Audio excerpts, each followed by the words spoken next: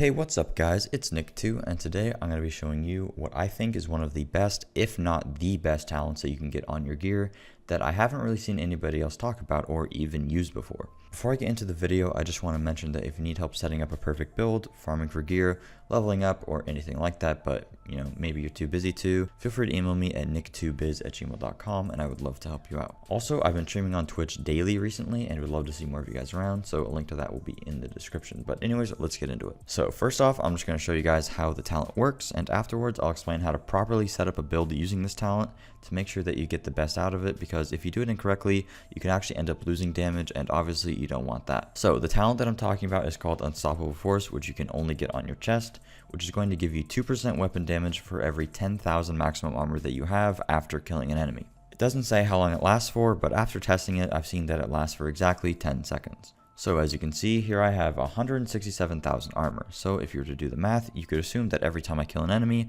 I gain an increase of 32% weapon damage, because 16 times 2 is 32, and for every 10,000 armor, I get 2% weapon damage.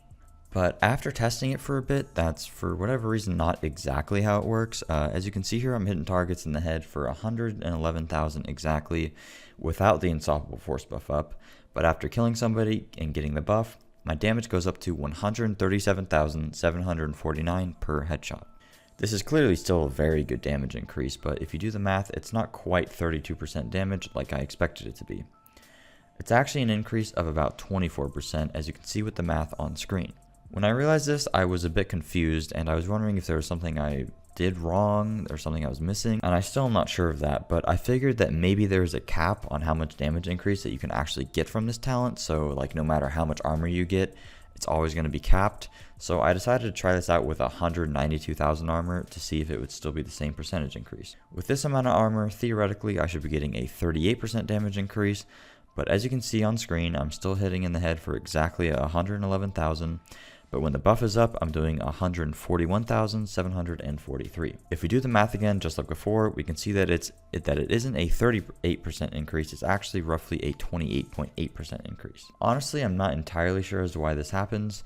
Maybe there's something I'm missing, but I thought to myself, maybe it doesn't actually give you 2% weapon damage per 10,000 armor. Maybe it's like bugged or something. Maybe it's giving a lower value.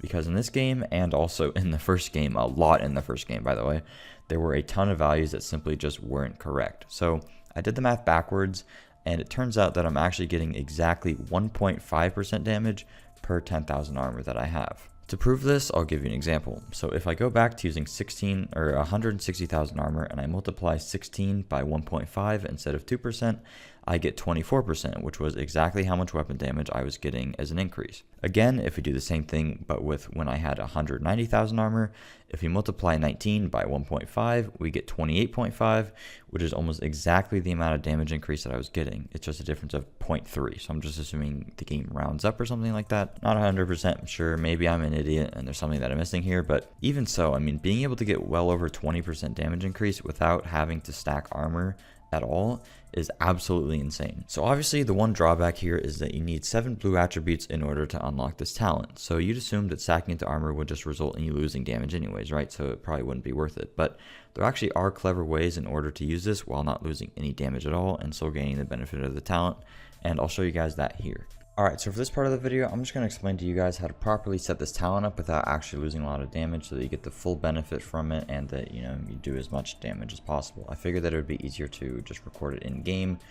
Maybe I'm just lazy for doing it this way, but anyways, let's get into it. So first off, I would recommend using this talent with a rifle if you're going to be doing a PvE build, which is what this is pretty much going to be used for.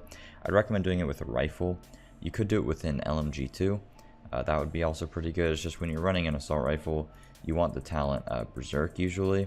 You could do it instead of hard hitting. I just think that you get the most value out of running it with a rifle, just because the rifle lacks getting the talent Berserk, but also really good with an LMG too. I actually have a rifle build if you're interested in that. So obviously what you want to do is you want to get 7 of these blue things, which is kind of difficult to do, but you want to do this while not losing very much damage. As you can tell, I just threw in a whole bunch of random pieces. I have not yet made a build with this just because it's very hard to get the right pieces to do it, and I'm still actively looking for better pieces.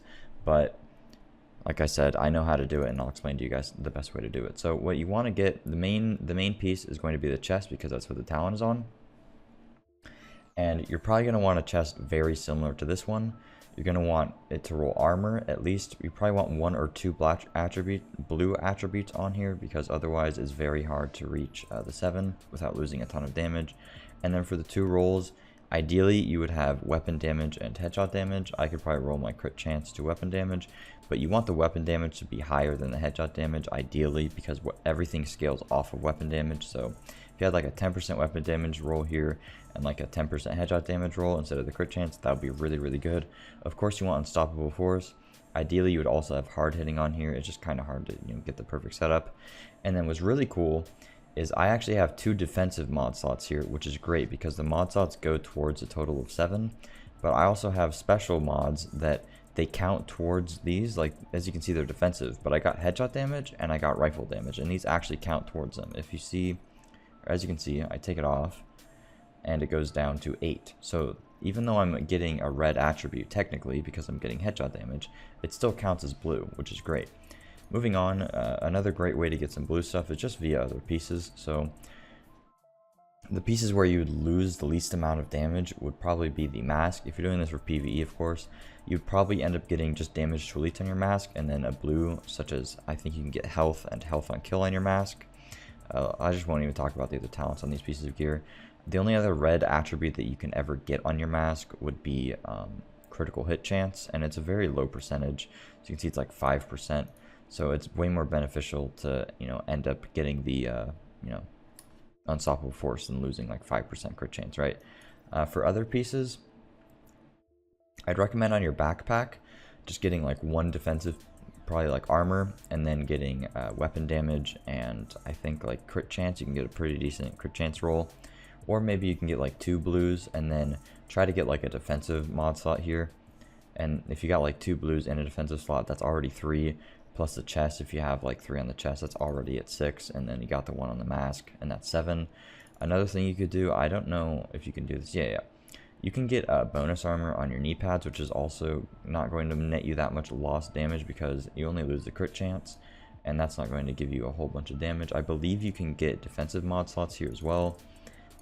I just think that some defensive mod slots are actually going to be better keeping than certain gear rolls, because mod slots can actually give you like 5% weapon damage, and you would much rather have 5% weapon damage than 5% crit chance.